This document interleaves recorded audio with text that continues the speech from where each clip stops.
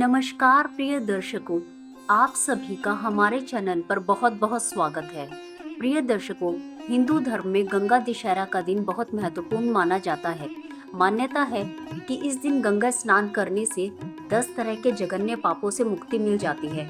पौराणिक कथा के अनुसार राजा भगीरथ ने पितरों की तृप्ति के लिए अपनी कठोर तपस्या से मां गंगा को पृथ्वी पर आने के लिए विवश कर दिया था। गंगा जी जिस दिन पृथ्वी पर अवतरित हुई उसे गंगा दशहरा के नाम से जाना जाने लगा। यही वजह है कि गंगा दशहरा पर गंगा स्नान का विशेष महत्व है। इससे न सिर्फ स्वयं के पाप धुल जाते हैं बल्कि गंगा घाट पर श्राद्ध करने से 7 पीढ़ियों के पितरों की आत्मा को शांति मिलती है। आइए जानते हैं गंगा दशहरा की कथा। भगवान श्री राम का जन्म अयोध्या के सूर्यवंश में हुआ था। चक्रवर्ती महाराज सगर उनके पूर्वज थे। उनकी केशिनी और सुमति नामक 2 रानियां थीं। केशिनी के पुत्र का नाम असमंजस और सुमति के 60,000 पुत्र थे। असमंजस के पुत्र का नाम अंशुमान था। राजा सगर के असमंजस सहित सभी पुत्र अत्यंत उद्दंड और दुष्ट प्रकृति के थे, परंतु पौत्र अंशुमान धार्मिक और देवगुरु पूजक था। पुत्रों से दुखी होकर महाराज सगर ने असमंजस को देश से निकाल दिया और अंशुमान को अपना उत्तराधिकारी बना लिया। सगर के अन्य 60,000 पुत्रों से देवता भी दुखी रहते थे। एक बार महाराज सगर ने अश्वमेध यज्ञ का अनुष्ठान किया और उसके लिए घोड़ा छोड़ा।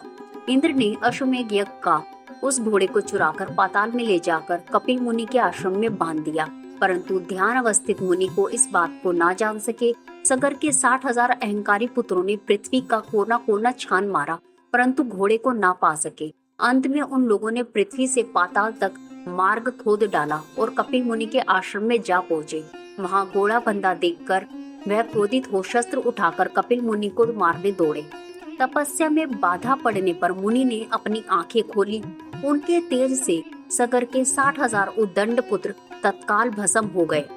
गरुड़ के द्वारा इस घटना की जानकारी मिलने पर अंशुमान कपिल मुनि के आश्रम में आए तथा उनकी स्तुति की। कपिल मुनि उनके विनय से प्रसन्न होकर बोले, अंशुमान, घोड़ा ले जाओ और अपने पितामह का यज्ञ पूरा करवाओ। ये सगर पुत्र उद्दंड, अहंकारी और अधार्मिक है। इनकी मुक्ति तभी हो सकती है जब गंगा जल से इनकी राख को स्पर्श किया जाए। अंशुमान ने घोड़ा ले जाकर अपने पितामह महाराज सगर का यज्ञ पूरा करवाया। महाराज सगर के बाद अंशुमान राजा बने, परंतु उन्हें अपने चाचाओं की मुक्ति की चिंता बनी रही। कुछ समय बाद अपने पुत्र दिलीप को राज्य का कार्यभार सौंपकर वे वन में चले गए तथा गंगा जी को स्वर्ग से पृथ्वी पर लाने के लिए तपस्या करने लगे और तपस्या में ही उनका शरीर अंत हो गया। महाराजा दिलीप ने भी अपने पुत्र भगीरथ को राज्यभार देकर स्वयं पिता के मार्ग का अनुसरण किया। उनका भी तपस्या में शरीरांत हो गया, परंतु वे भी गंगा जी को पृथ्वी पर ना ला सके।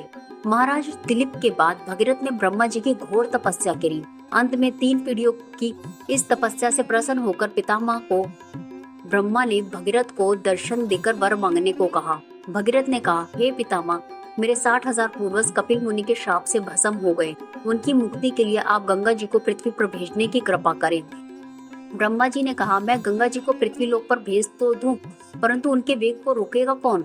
उनके लिए तुम्हें देवादिदेव भगवान शंकर की आराधना करनी चाहिए। भागीरथ ने एक पैर पर खड़े होकर भगवान शंकर की आराधना शुरू की। उनकी तपस्या से प्रसन्न होकर भगवान शिव ने गंगा जी को अपनी जटाओं में रोक लिया।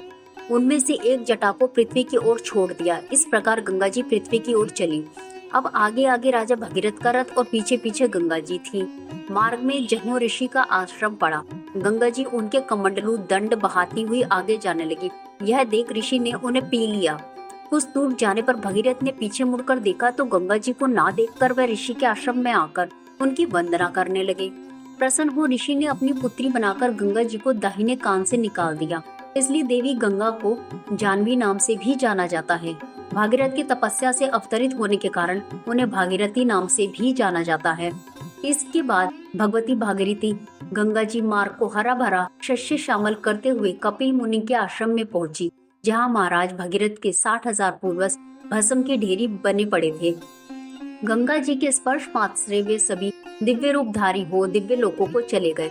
तो दोस्तों, इस वीडियो के अंत तक बने रहने के लिए आपका बहुत बहुत धन्यवाद। आशा करते हैं कि आपको ये कहानी पसंद आई होगी। अगर आपको ये वीडियो पसंद आया है तो इसे लाइक जरूर कीजिए और अपने प्रियजनों के साथ इस वीडियो को अधिक से अधिक शेयर कीजिए।